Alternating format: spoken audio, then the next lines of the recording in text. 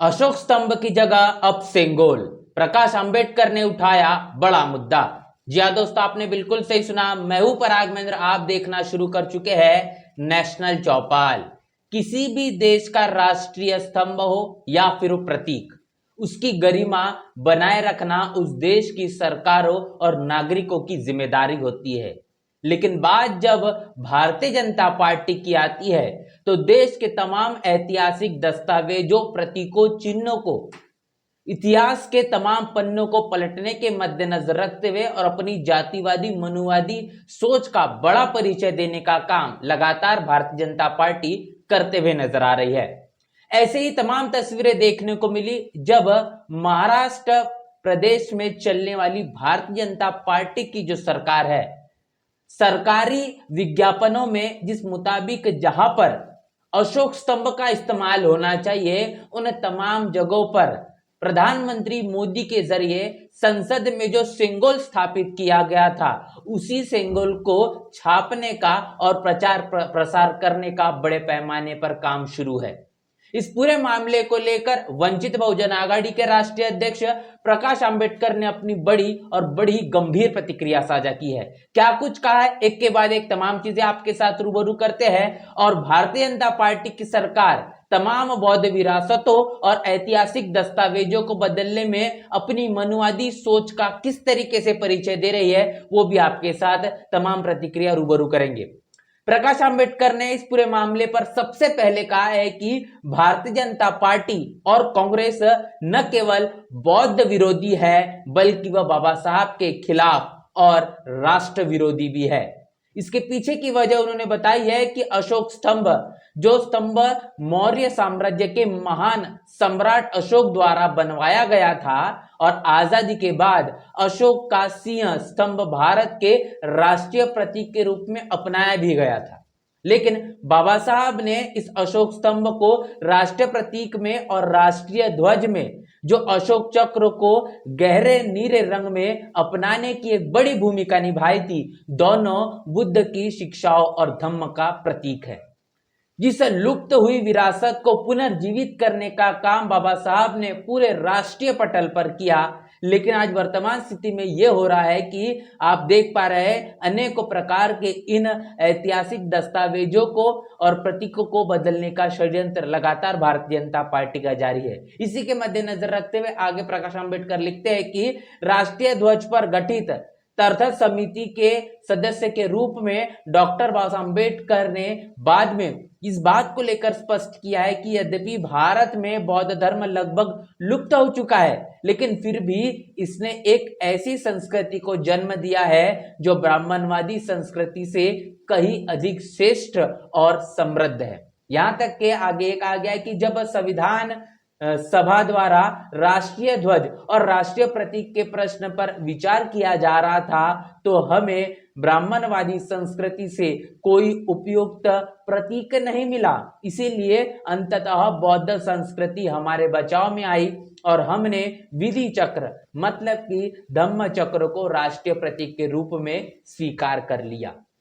बाबा साहब की इस पूरे मामले को लेकर इतिहास में काफी ज्यादा अहमियत वाली भूमिका रही है, जिसमें भारत के राष्ट्रीय ध्वज में, तिरंगे के इस ध्वज में आप जो अशोक चक्र देख पा रहे हैं, ये इसको शामिल करना और देश में प्रतीक के तौर पर, राष्ट्रीय प्रतीक के तौर पर अशोक स्तंभ को स्थापित करना, ये दोनों भूमिकाओं में बाबा साहब का अहम योगदान रहा। और उसमें उन्होंने कहा है कि ब्राह्मणवादी मनुवादी जो संस्कृति थी, उससे किसी भी तरीके से ऐतिहासिक तौर पर जो मुताबिक चीजें मिलनी चाहिए थी वो बिल्कुल भी नहीं दिखाई दी। लेकिन आखिर में बौद्ध धर्म है, यही बचाव में देखने को मिला। प्रकाश अंबेडकर यही नहीं रुकते, आगे ये भी कहते हैं कि भारतीय नोटों की बात की जाए तो भारतीय नोटों पर छापने के लिए स्वतंत्र भारत के जो प्रतीक का चयन किया जाना था, जिसमें शुरू में यह महसूस हुआ कि राजा के चित्र की जगह महात्मा गांधी का चित्र लगाया जाना चाहिए। उसके बाद इस संबंध में डिजाइन भी तैयार किए गए,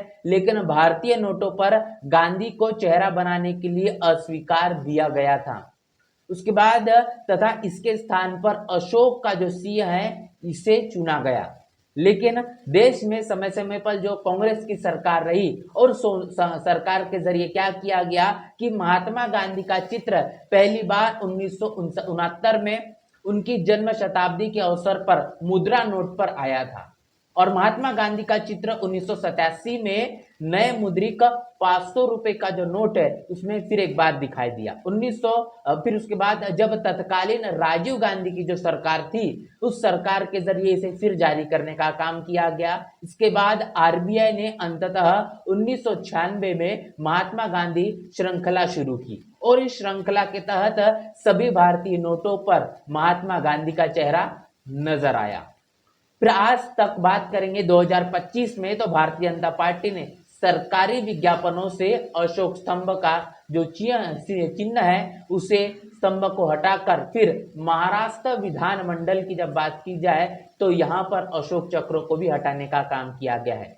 यहाँ तक कि औरंगाबाद और कोल्हापुर की बात करेंगे तो यहाँ पर भी जिला अधिकारी कार्यालय में जो पोस्टर लगाए गए हैं उन तमाम पोस्टरों में अशोक स्तंभ के प्रतीकों को हटाकर वहां पर भी सिंबल को दर्शाने का काम किया गया है। और बात यहाँ तक के नहीं रुकती कि जब वंचित बहुजन आघाड़ी के जरिए तमाम पदाधिकारियों के माध्यम से इस पूरे मामले का जमकर विरोध किया जाता है तब भारतीय जनता पार्टी की जो महाराष्ट्र में सरकार चल रही है इसकी आंखें खुलती है और उसके बाद उन तमाम पोस्टरों को हटाया जाता है। आपने देखा कि इतिहास में किस तरीके से कांग्रेस ने हमेशा से ही तमाम राष्ट्रीय प्रतीकों को पहले पैमाने पर अहमियत न देकर महात्मा गांधी की तस्वीर को नोटों पर लाकर अनेकों तमाम तरीके के दस्तावेजों पर महात्मा गांधी की तस्वीर को छपाकर उसे प्रचार और प्रसार करने का जमकर काम शुरू जारी रखा। और आज वर्तमान स्थिति में भारतीय जनता पार्टी की जो सरकार चल रही है वो सम्राट अशोक के इस राष्ट्रीय चिन्ह को हटाकर सिंगल को स्थापित करना चाहती है।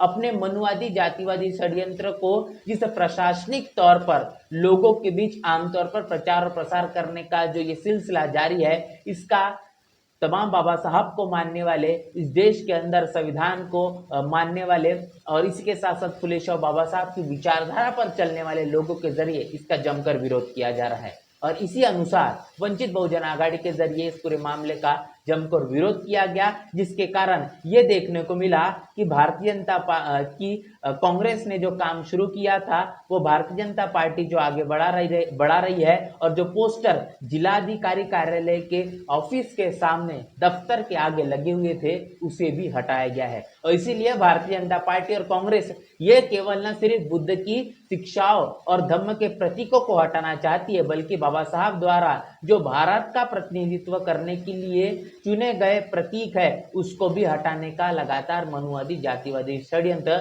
रचने का काम कर रही है। और इसीलिए ये बात कही जा रही है कि भारतीय जनता पार्टी हो या फिर कांग्रेस हो ये दोनों बौद्ध विरोधी है और इसी के साथ साथ ये बाबा साहब के खिलाफ राष्ट्र विरोधी भी है। ये बड़ी प्रतिक्रिया आज प्रकाश आंबेडकर के जरिए साझा की गई है, जिससे आप इस बात का अनुमान लगा पाएंगे कि आप अगर अपनी बात को बोलना शुरू नहीं रखेंगे, आप अपनी बात को तमाम प्लेटफॉर्म पर साझा करना शुरू नहीं रखेंगे तो निश्चित रूप से आपकी आवाज को दबा दिया जाएगा। जो लोग अपनी आवाज को बुलंद करने की कोशिश करते हैं उनके ऊपर अनेकों प्रकार का प्रभाव दबाव डालकर उन्हें रोकने का लगातार षड्यंत्र रचा जा रहा है। लेकिन बहुजन समाज अपनी बात को साझा नहीं करेगा, अपनी दुख तकलीफों को इस देश और दुनिया के सामने में नहीं रखेगा तो समय के चलते उसके साथ होने वाला अन्य अत्याचार ये बढ़ता हुआ नजर आएगा। और तमाम अपने बहुजन महापुरुषों की विरासतों को संरक्षित रखना, सुरक्षित रखना और कहीं न कहीं उसके लिए लड़ाई लड़ना ये बहुजन समाज के हर एक तबके की अपनी नैतिक जिम्मेदारी है। हम अपने चैनल के जरिए ये तमाम चीजें आपके साथ रूबरू कर रहे हैं। प्रकाश आंबेडकर के जरिए जो विरोध जताया गया है और इस पूरे मामले को लेकर आप क्या सोच रहे हैं, आपकी क्या राय है, आपकी प्रतिक्रिया लिखकर कमेंट बॉक्स में जरूर बताएं। बने रहे नेशनल चौपाल के साथ, मिलते हैं वीडियो में, तब तक के लिए जय भीम जय भारत।